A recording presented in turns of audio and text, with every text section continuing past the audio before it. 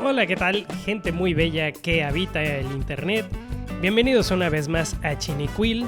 Hace algunas semanas pregunté por Instagram qué tema les gustaría ver o qué tema les gustaría escuchar. Y principalmente me hicieron un roast por mi look de gringo. Que tal vez yo incité, pero la verdad es una manera de hacer pública mi determinación a usar chanclas y calcetines en público, y es lo único bueno que me trajo la pandemia y no pienso tirarme hacia atrás, no pienso retractarme. Esta es la manera en la que pienso vivir mi vida de ahora en adelante, así es que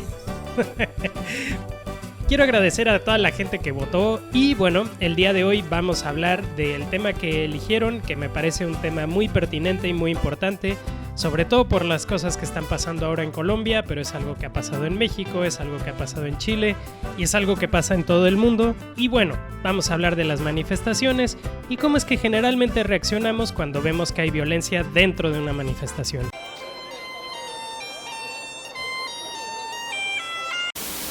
Parte 1. ¿Qué son y para qué sirven las manifestaciones? Las manifestaciones, protestas, marchas o como le quieran llamar, son actos públicos que sirven para cambiar algo en el panorama político y social. Son actos que no suceden porque la gente esté aburrida y decide salir a la calle en masa para ver si la policía los golpea hasta morir. Vamos a morir. Las manifestaciones están muy ligadas a la manera en la que funcionan las democracias modernas. Son un recurso que usan las personas que no fueron escuchadas por vías más oficiales. Si lo explicamos de manera muy esquemática, las manifestaciones funcionan más o menos así.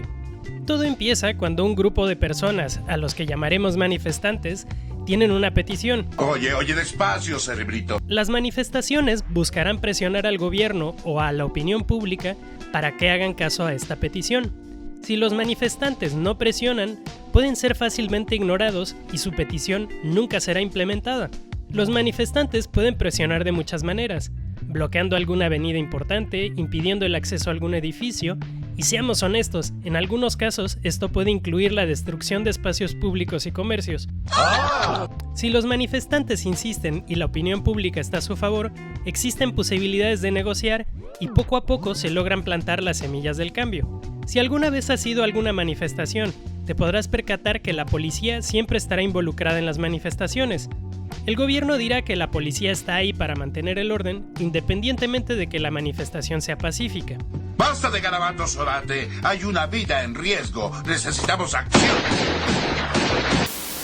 Parte 2. La policía y la violencia en las manifestaciones. Una vez que dejamos claro cómo funciona una manifestación y para qué sirve, es muy importante que hablemos del papel de la policía en todo esto. ¡Que se armen los pinches chingadazos! ¡Su puta madre! Como decía hace rato, los manifestantes buscarán que sus actos presionen de alguna manera al Estado para que sus demandas sean atendidas. Y la policía buscará detener a los manifestantes si la presión altera lo que el Estado llama el orden público. Pero el problema es que alterar el orden público en el contexto de una manifestación puede ser muchas cosas, así es que la policía puede brutalizarte si, por ejemplo, bloqueas una calle aunque lo hagas de manera pacífica, si hay muchas personas gritando que el presidente es un ladrón en un espacio público, si no te mueves de una plaza durante un periodo largo de tiempo, si haces una cadena humana para impedir la entrada a un edificio, si caminas con muchas personas con pancartas y la policía no considera que debes de seguir por ese camino. La policía usará la fuerza para restablecer el orden público y lo interesante es que ellos serán los que juzguen si los manifestantes estaban siendo violentos. Para sorpresa de nadie, la versión oficial siempre será que los manifestantes estaban siendo violentos y la policía intervino para restablecer el orden. Aclaro que esto sucede en los estados de derechas o de izquierdas. El funcionamiento del Estado es por su propia naturaleza, y no por su ideología. De hecho, es bastante común que las manifestaciones sean pacíficas hasta que llega la policía. Si quieren oír una opinión más extensa de cómo la policía actúa dentro de una manifestación, les recomiendo ampliamente el video del Javi, que lo dejo por acá en la descripción. Habrá violencia en las manifestaciones independientemente de la profesionalidad de la policía o del país donde suceda la manifestación.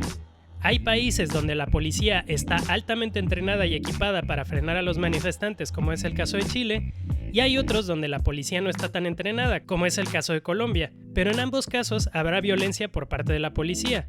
Sucede en Rusia, en Estados Unidos, en Cuba, en India, en China y hasta en las sociedades que se consideran más avanzadas como las europeas. Pero chinicuil, algunos dirán, es cierto que la policía reparte chingadazos en las manifestaciones, pero los manifestantes también se ponen violentos, ¿no? Poco de fascismo, viene bien, viene bien, viene bien, viene bien. Parte 3. ¿Es justificable que los manifestantes cometan actos violentos? ¿Qué pasa si los manifestantes destruyen el mobiliario público y los negocios?